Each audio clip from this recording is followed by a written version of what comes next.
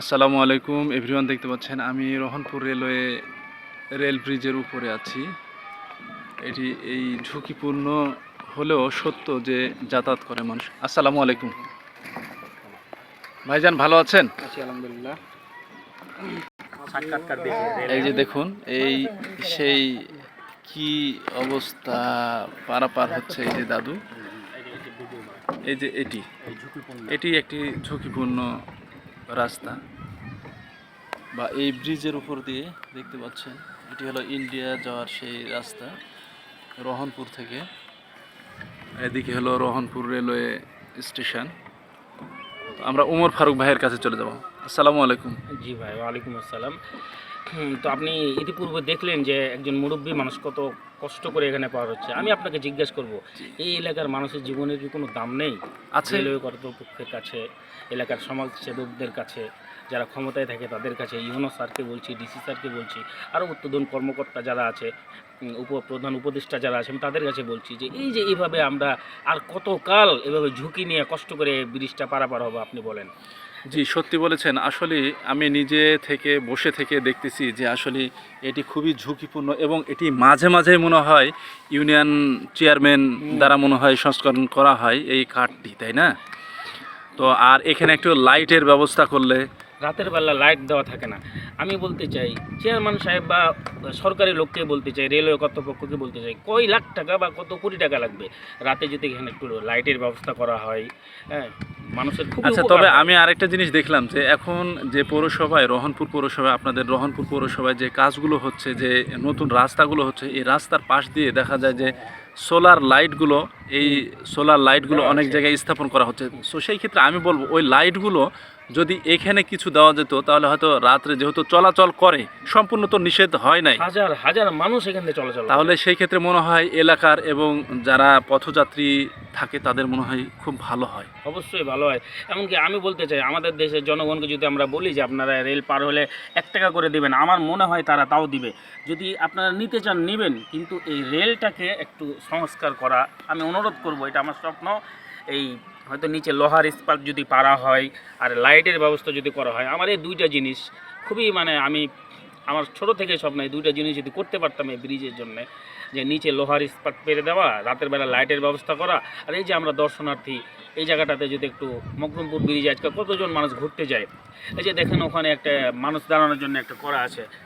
তো আসলে কিন্তু ওটা কিসের জন্য করা জানেন? হ্যাঁ, ওটা আমার মনে হয় ওটা ওই জায়গাটি করা আছে নিরাপত্তার জন্য। নিরাপত্তার জন্য, বা যে কোনো হয়তো রেল কর্তৃপক্ষ এখানে এসে দাঁড়াবে যে এখন হয়তো ট্রেন আসতেছে বা আসবে, এক্ষেত্রে আর চলাচল করা যাবে না, এরকমও হতে পারে। এক আর দুই হতে পারে যে হয়তো দেখা যায় ট্রেন চলে আসছে, এই মুহূর্তে সে সামনেও যেতে পারবে না, পিছনেও যেতে পারবে না। তো সেই ক্ষেত্রে অবশ্যই সেখানে গিয়ে সে আশ্রয়টা নেবে, এটি হতে পারে। আমি এরকম একদিন আশ্রয় নিতে হয়েছিল আমাকে, তাই কারণ আমি চলে আসছি আর ইঞ্জিন চলে আসছে, তখন আমি দৌড়ে গিয়ে ওখানে গিয়ে উঠেছি। তো আমার কাছে কথা যে সব দিকে সবার চোখ পড়ছে, এই ব্রিজটার দিকে কারো চোখ পড়ে না কেন, নাকি দেখেও মানুষ অন্ধ হয়ে থাকছে? আমি বিশেষ তবে আপনার আকুল আবেদন হলো এটি যে আসলে এই রহনপুর পৌরবাসী এবং যারা ঊর্ধ্বতন কর্মকর্তা আছে, যারা এই সংশ্লিষ্ট আছে, এই রেল কর্তৃপক্ষ, সকলকেই আপনার এই অনুরোধ মনের আবেগটা প্রকাশ করা, যে যেন এটি হলে আমাদের এলাকার ভালো হয়, তাই না? ভালো হয়। আচ্ছা, আপনাদের এলাকার সমাজসেবক যারা আছে, ভালো ভালো ব্যক্তি, সমাজ বিশিষ্ট ব্যক্তি আছে, তারাই এটার উদ্যোগ নিতে পারবে। তবে আসলে রেল কর্তৃপক্ষ বলে একটি কথা, তো কারণ দেখা যায় আমার মনে হয় লাইট দিলে হয়তো কি হবে এটা পরের হিসাব, যাই হোক সেটা আমরা যাচ্ছি না। তো ঠিক আছে ভাই, আপনার যে হ্যাঁ কথা যে এই এই রেল ব্রিজটাকে ইচ্ছা করলে দৃষ্টিনন্দন একটা ব্রিজ বানানো যায়। হ্যাঁ, এটা অনেক সুন্দর হবে।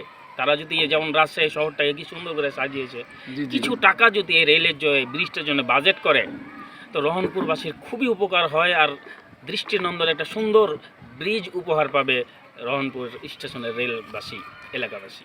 Thank you. আপনার কথাটা শুনে আমারও ভালো লাগলো। আসলে এরকম উদ্যোগ যদি নেওয়া যায় তাহলে হয়তো অনেক ভালো হবে এবং অনেকে আসবে এই পার্কিং হিসেবে এখানে এই ব্রিজের উপরে ঘুরতে। এসে দেখা যায় হয়তো আবার দুর্ঘটনার কবলিত হতে পারে। হ্যাঁ, এই ক্ষেত্রেই মনে হয় সম্ভব হয় না হয়তো রেল কর্তৃপক্ষর তা সেটি আমি জানি না সঠিকটা, তবে আপনার মতামতটার সাথে আমিও একমত যে ঠিক আছে, এখানে লাইটিংয়ের ব্যবস্থাটা করা দরকার এবং নিচে এই যে কাঠ আছে এই কাঠটা বা কাঠটার পরিবর্তে স্লিপার দিলে ভালো হয়। নিরাপত্তার স্বার্থে কিছু করে রাখার জন্য আরো ভালো হয়। জি জি জি, কিছু টাকা বাজেট করলে ব্রিজ টেলে সব রকম চিন্তা করে করতে হবে। ঠিক আছে, থ্যাংক ইউ, আপনাকে অনেক অনেক ধন্যবাদ উমর ফারুক ভাই। আশা করি আপনার এই মতামতটা যেই এই সোশ্যাল মিডিয়াতে ঢুকবে অবশ্যই এই মতামতটা যেন সকলে আমরা উপযুক্ত হিসেবে আশা করি যে পাবো, এতটুকু আশা করছি। আসসালামু আলাইকুম ভাই, আপনার পরিচয়টা দেবেন? আমার নাম মোহাম্মদ বাদশা খান হীরা, বাসা রহনপুর স্থানীয় ছেলে আমি। জি জি, এছাড়াই এলাকাতে আমার বসবাস, এইটুকুই আমার পরিচয়। আর পেশায় কী করেন? পেশায় আমি একজন ছাত্র, জি, কোথায় লেখাপড়া? রহনপুরেই। রংপুরে।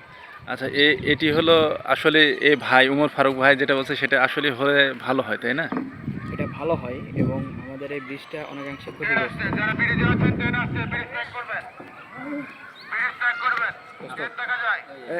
ঠিক আছে, থ্যাংক ইউ সকলকে, ভালো থাকেন, সুস্থ থাকেন। আচ্ছা, আসসালামু আলাইকুম।